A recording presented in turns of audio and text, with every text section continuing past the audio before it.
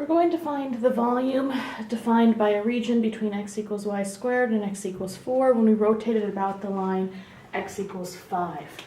Now this one is a little bit weird because we are more used to equations being y equals, but we are able to handle it just as well. So x equals y squared is a sideways parabola with vertex at the origin.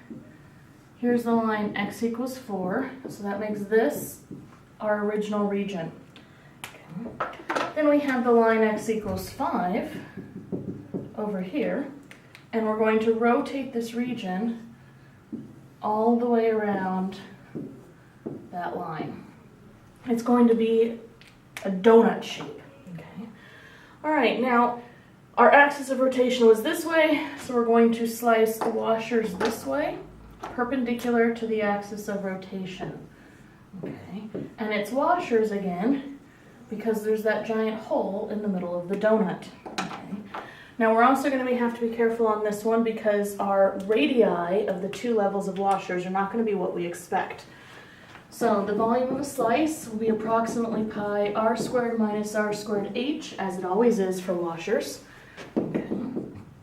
Our outside radius is from the axis of rotation through the region to the furthest point of our shape.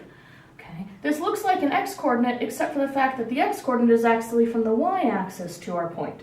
So what this is really is 5 minus the x-coordinate of this curve, and that is x equals y squared. Now our inner radius is from the axis of rotation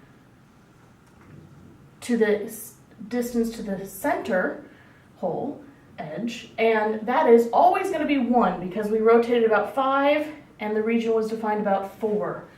So this inner radius is always 1. And this time, our height is a little delta y. As always, it is within our best interest to clean this up before we put it into an integral. Okay. That requires that we FOIL this term out and then combine like terms. So we end up with 24 minus 10y squared plus y to the 4th. So our volume is going to be pi times this integral.